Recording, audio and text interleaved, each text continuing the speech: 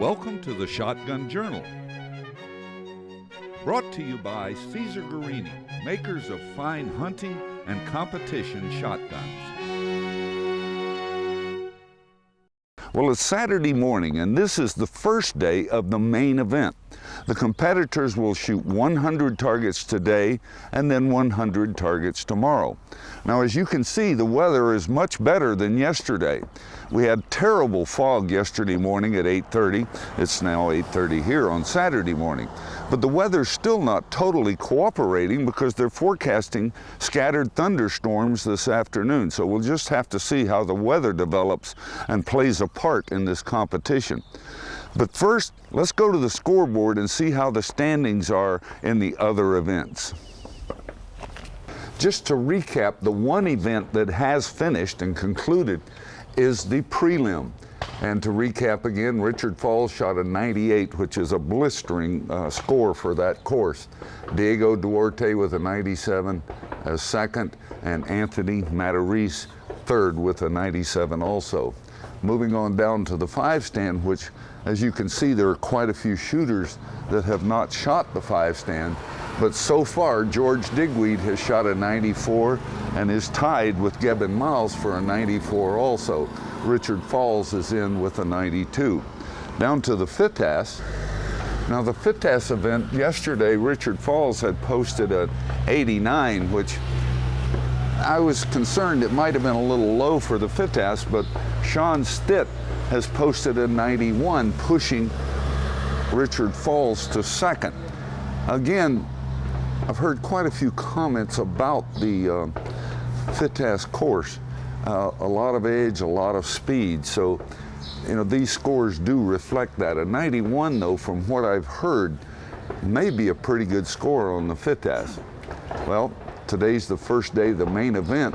Let's go out on the course and see if we can find some of the top shooters. But before we go, you know, we're spending a lot of time on these top shooters because that's who we like to watch. On the other hand, there are hundreds of shooters here that come that never make the first page. The majority of us never make the first page. We come for different reasons. We come for the fun, the camaraderie with people, looking at the new gadgets, and just the fun of shooting sporting clays. Now, there are classes, so when you come to one of these big events, you're shooting against people of your own skill level. So let's don't just concentrate on these. Let's take a look at some of our common shooters also. This is an interesting target. You got a rabbit coming from the left, you know, pretty straightforward, kind of coming in on you. But that second target appears from your right, and it's never on a true line. It's curling and then starting to fall about the time you want to take the shot.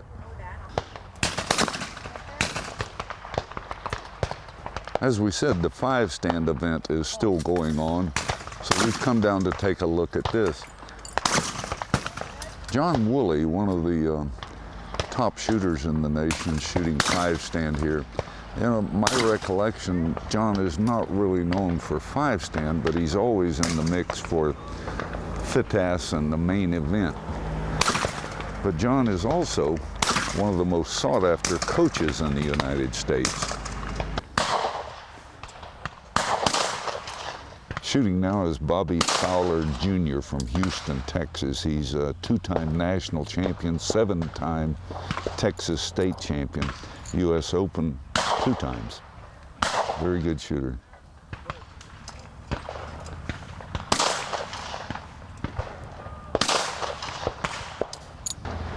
Anytime you get to the National Shooting Complex in San Antonio, you should take a few moments to go through the NSCA, NSSA Museum and Hall of Fame.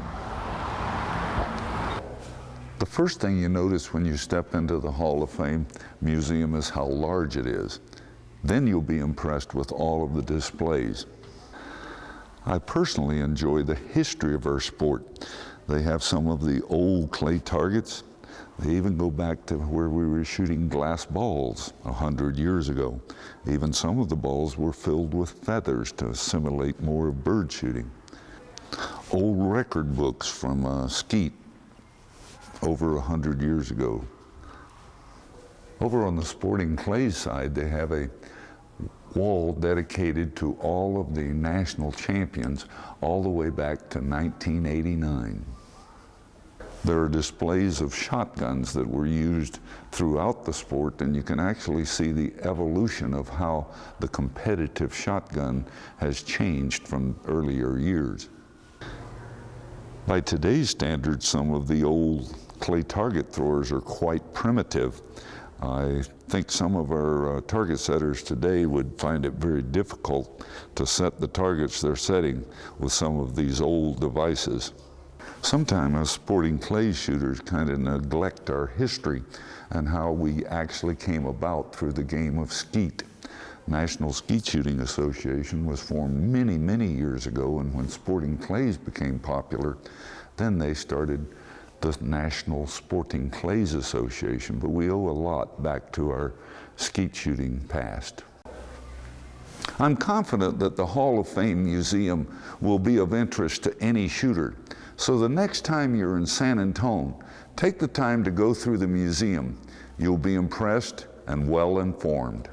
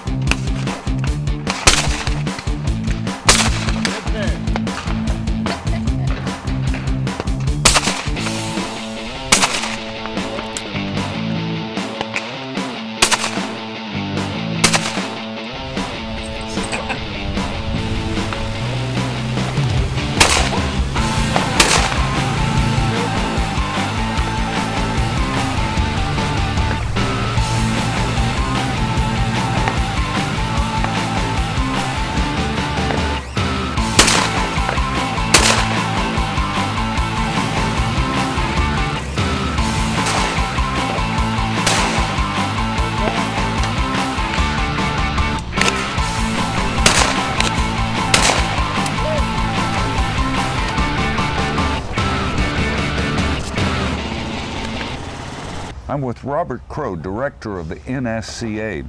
You know, Robert, the World English Competition has come a long way since it started, but I understand there's some changes being made. Yes, Bruce. In 2015, the World English Sporting Clays Championship will be held at another shooting grounds here in the United States. We'll be putting that out to bid, similar to the U.S. Open, and we're really looking forward to that, especially for the shooters coming from abroad that will be able to visit another fine shooting grounds here in the United States. What's involved in putting on an event of this size? Well, there's quite a bit. You know, we've got nearly 300 trap machines out here. We've got we're throwing over 500,000 targets between registered targets and practice targets, and you know, just getting all the referees here and trained up, course managers. So it's quite to do. It takes about a week to get ready prior to the first shooter ever getting to the grounds. This is Pat Liskey from Michigan. Again, Pat's one of the top shooters and instructors. The interesting thing here is that's his son Drew behind him. It's nice to see a father-son shooting together.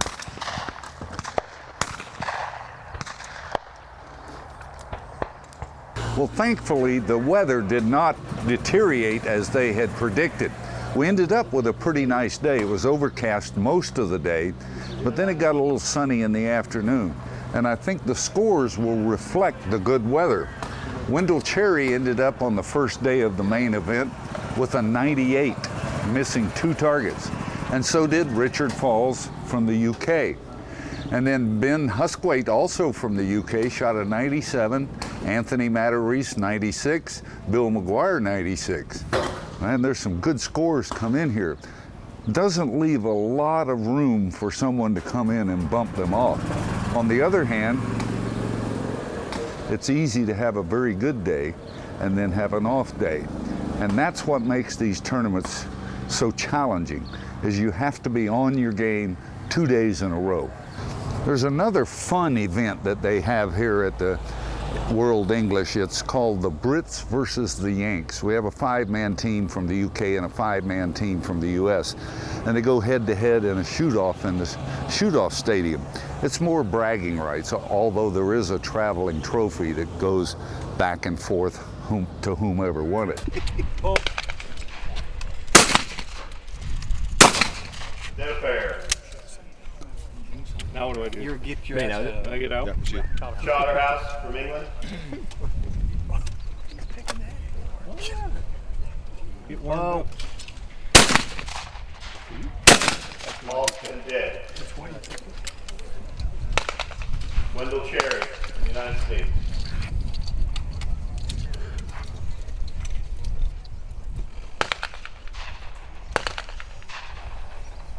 Oh. Dead fair. Ed Sullivan.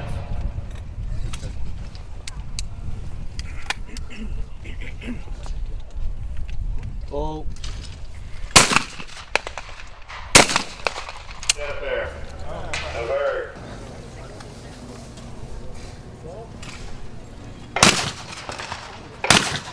Dead fair. All right. We're gonna have Wendell Cherry's gonna have the option to choose a pair. Well, the Brits versus the Yanks shoot-off goes on for quite a while. We'll give you the results tomorrow.